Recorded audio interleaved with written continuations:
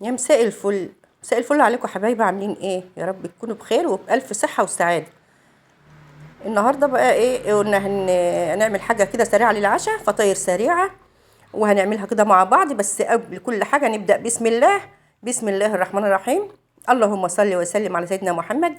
جبنا هنا حبايبي معانا دقيق، معانا حوالي نص كيلو او يعني يزيد عن نص كيلو دقيق شوية منخول زي الفل.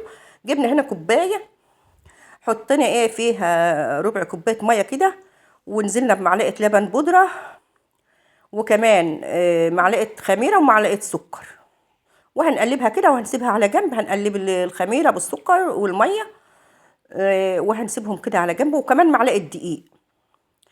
دي محسن خبز جميل جدا يا حبايبي. قبل اي معجنات نعملها كده ونشيلها على جنب على ما ايه نجيب دفنا الميه. وطبعا نازلين بنص معلقه ملح، نزلنا على الدقيق بتاعنا بنص معلقه ملح صغيره.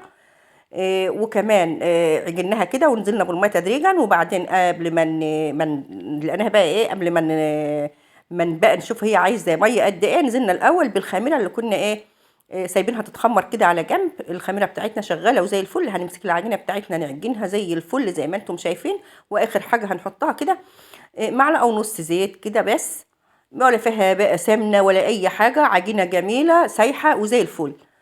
سيبناها بقى، غطيناها بقى وسيبناها بقى تتخمر. وجينا هنا بقى ايه على البوتاجاز كده، جبنا الطاسه بتاعتنا، وكنا بقى محضرين كل حاجه، مقطعين معانا كل حاجه. البصله مقطعينها، نزلنا بالبصله. نزلنا الاول بمعلقتين زيت كده، وبعدين بقى كنا مقطعين ايه حاجتنا كده ايه عشان نبقى بعيد يعني عن الكاميرا وكده، عشان ما نطولش عليكم في الفيديو. كنت مقطعه كل حاجه على ما العجينه بتاعتنا تخمر. كنت قطعت البصله تقطيع زي ما انتم شايفين كده.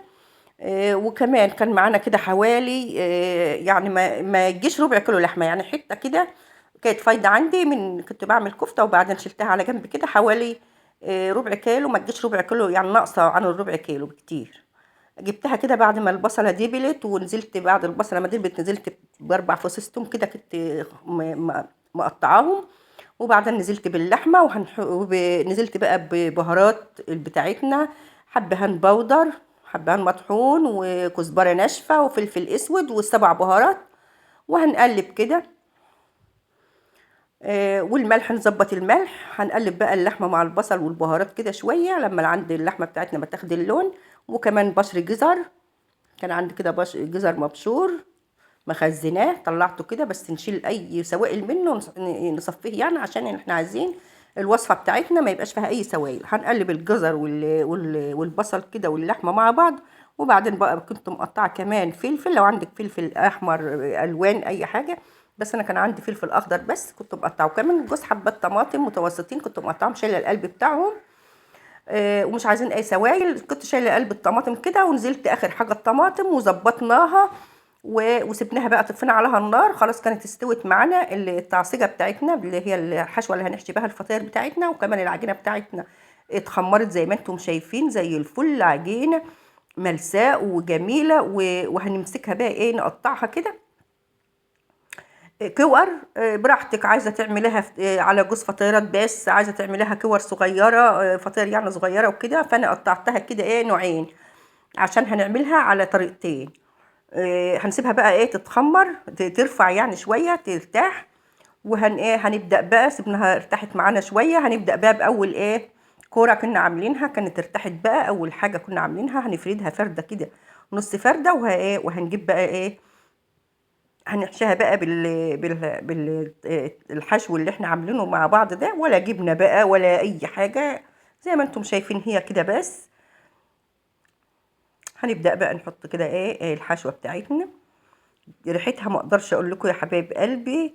ما تنسوش يا حبايب قلبي لو وصلت لعند كده اللايك والاشتراك في القناه، ما تحرمش منكم ابدا ابدا. انا بتاخر عليكم في الفيديوهات بس معلش في ظروف غصب عني. يا حبايب قلبي ما تحرمش منكم ابدا ابدا، كل متابعيني ما تحرمش منهم ابدا، وحشتوني جدا. احنا خلاص، احنا عملنا الحشو في النص كده، وبعدين قفلناها كده ايه لميناها كده على بعضها، وبعدين فردناها بس بحيث ان ما فيش اي حاجه تخرج من الفطيره بتاعتنا. اي حشوه من اللي احنا حاطينها دي تخرج من ايه من الفطاير كده، تبقى كلها كده ايه سايحه كده يعني مع بعضها كده، ما تبقاش فيها اي حاجه خارجه لان دي بتبوظ لنا الدنيا، لو حاجه خرجت من الفطير بتاعتنا بتبوظ لنا الدنيا. احنا دي بقى هنعملها بطريقه تانية. احنا هنفرد التانية، يعني ديت فردينها كده وشلناها كده، حطينا عليها الحشوه، والتانية بقى هنجيبها فوقها كده نطبقهم كده على بعض. هنطبقهم على بعض. عايزه تعملي بالطريقه دي اعملي، عايزه تعمليها بقى باي طريقه تعمليها، لك قدامك كام طريقه تعملي بها تعملي بها الفطير بتاعتك. الطريقه دي برضو جميله، تطبقهم كده مع بعض، والحروف كده يعني تخليها بحيث ان هي تقفلها كده على بعضها عشان ما تتفتحش مننا. بصوا جميله جميله الطريقه دي، جميله وسريعه وحلوه وزي الفل، وما فيش اي حشا بيطلع منها. خلاص يا حبايبي، احنا خلاص خلصنا، وجبنا كده بقى حبه البركه، يعني قسمنا حبه البركه على شويه وشويه عليها سمسم، واتنين ما عليهمش حاجه خالص، علشان اللي ما بيحبش لا حبه البركه ولا السمسم. سيبنا اتنين كده من غير حاجه عليها، يعني على وشها، ولا جبن ولا دهون على وشها ولا اي حاجه، ولا لبن ولا اي حاجه، ودخلناها الفرن وطلعت كده زي ما انتم شايفين. بصوا بصوا بصوا بقى القعر بتاعها بارضيتها بقى، بصوا جميله جميله، ولا تقولي حواوشي ولا تقولي اي حاجه، ريحتها ما اقدرش اقول لكم جميله جدا. بصوا اللي بالسمسم جميله. وخلاص حبايب قلبي، خلاص كده الفطير بتاعتنا خلصت. تعمليها بقى لاولادك عشاء، تعشوا بيها غدا، فطار، تنفع لهم في اللانش بوكس، جميله جدا. وده كان الفيديو بتاعنا يا حبايب قلبي، وما تنسوش بقى اللايك والاشتراك في القناه، في قناتنا، وما تحرمش منكم ابدا ابدا، وهشه وطريه وجميله جدا جدا جدا. لا تقولي بقى حواوشي ولا تقولي اي حاجه. واعمليها يا حبيبتي سريع.